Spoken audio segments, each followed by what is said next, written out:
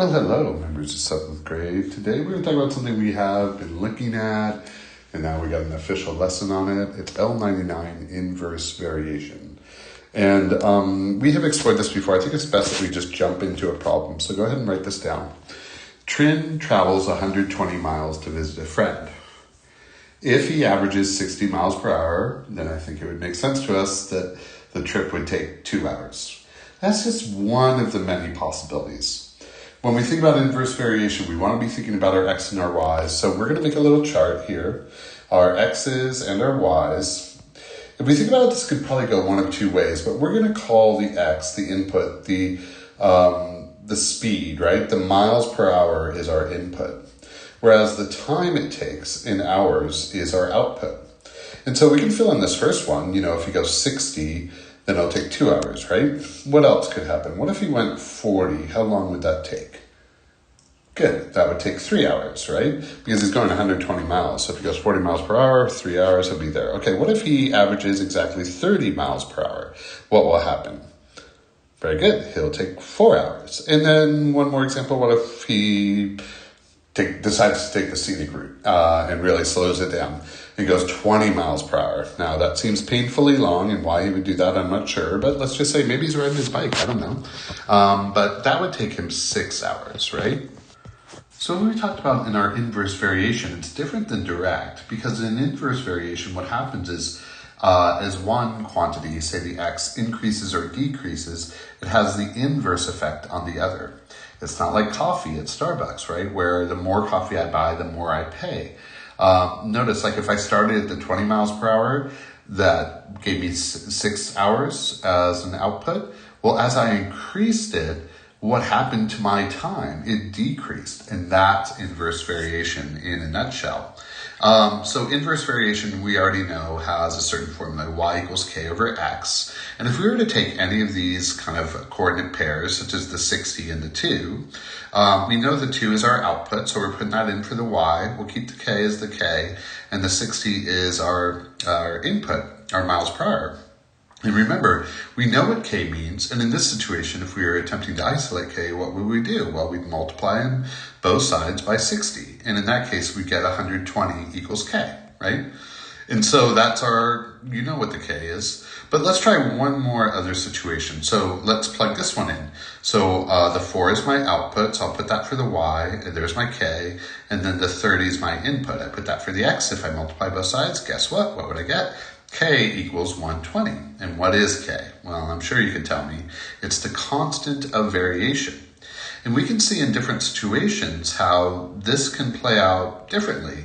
And why would the 120, which represents the miles, the distance, why is that the constant of variation? Well, regardless of how many or how fast he went or how long it took, what was constant is his distance. The friend was exactly 120 miles away.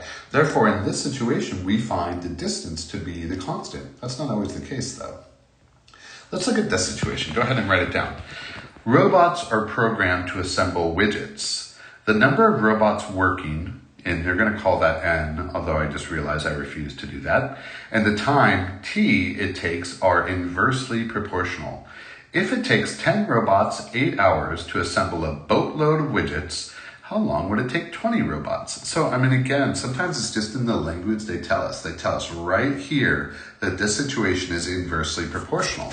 And if it's inversely proportional, then we know we're going to use this form because this is the formula for inverse variation.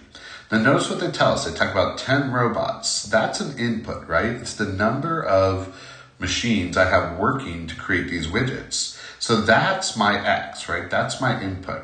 The 8 hours, however, is my output. And so what we would find is the more robots I throw at the situation, the less time it should take. That's inverse variation.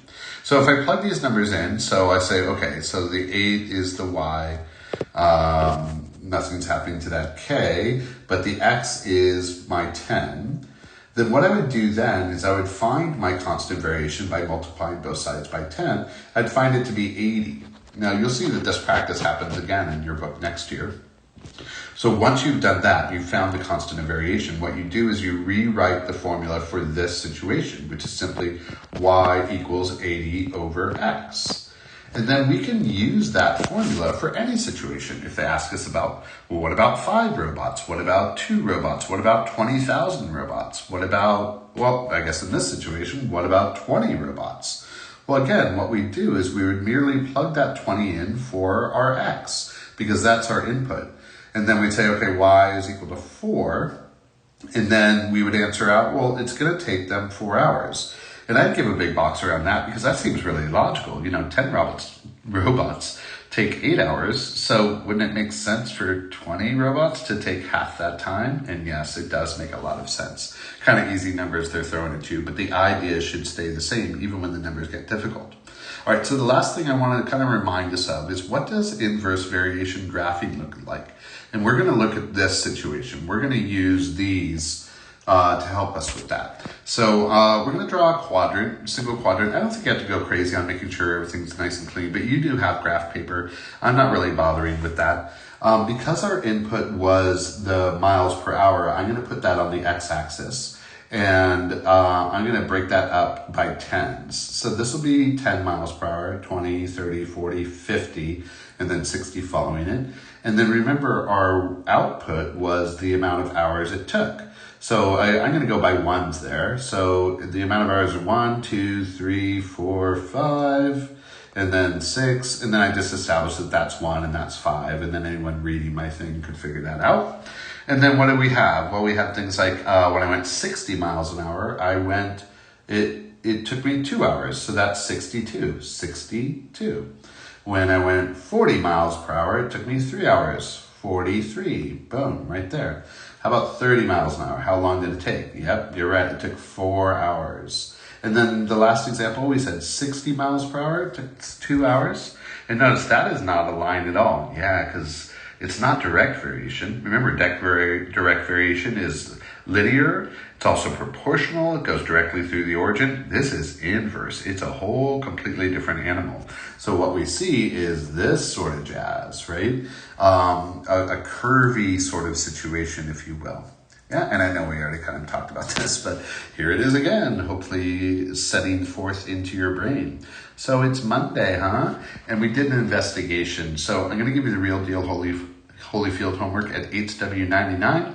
We are testing this week. I hope you're well. You can reach out to me anytime. Bye.